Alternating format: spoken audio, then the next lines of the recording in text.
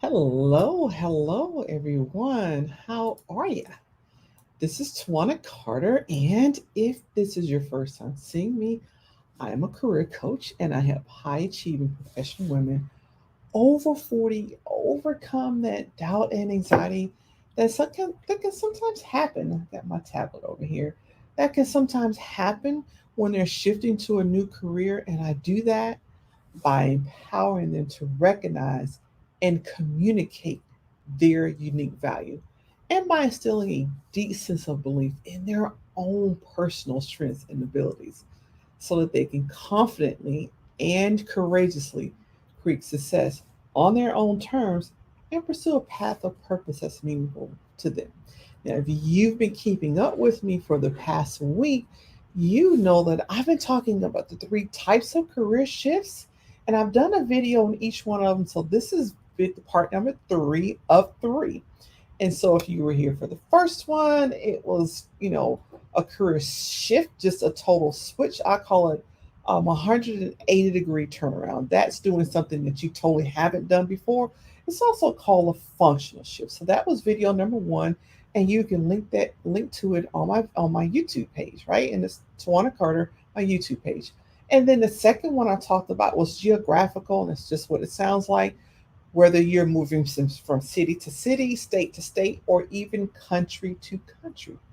Today I'm talking about what's called an industry shift. That's where you're really taking your current career skills, which you currently do, and you're just shifting to another position, right? So it's not like a total career shift, but it's shifting to another industry, right?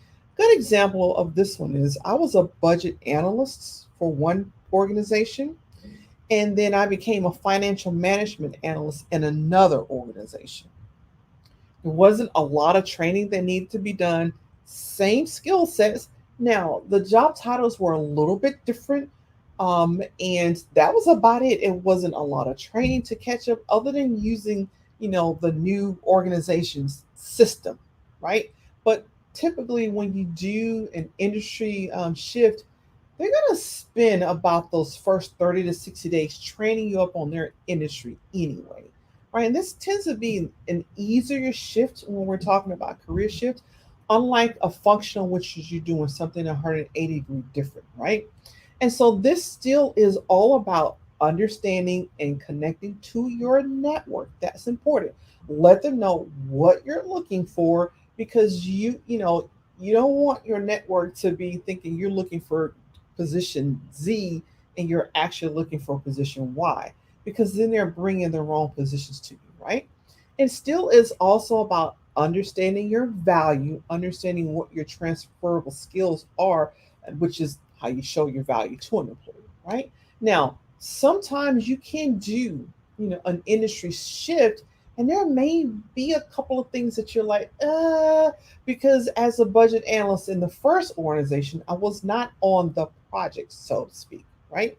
Whereas with the second organization I was on the project team. That is different, right? And so if you know you have those gaps, take some courses, take a couple of courses, right?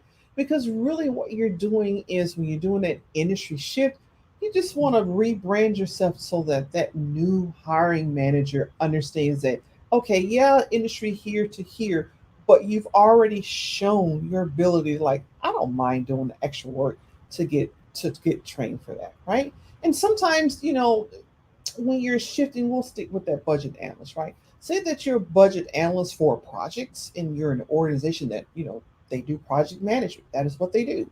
And let's say that you shift to become a budget analyst, for a school board, for a school system, right? Your skill sets are the same. You pretty much need the same thing. You will just need to know how to operate in that school system. So it's not a big leap. But if you want to make sure that that hiring manager understands that you are serious about that job, then certainly take a couple of courses in working for a governmental agency, in doing budget analysts, and for a government organization. It looks good on the resume. The resume is updated and it still shows that new industry that, yeah, This was important enough for me to take additional courses on it. And I've done that, right? I've actually done that.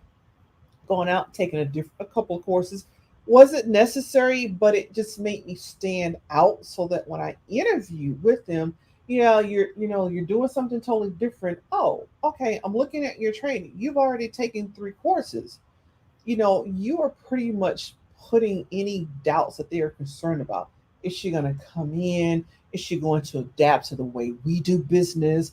Because it's different. If you're moving from a for-profit organization and as a budget analyst for a for-profit organization to being a budget analyst for a nonprofit organization, there are some shifts. There are definitely some shifts. They do things differently.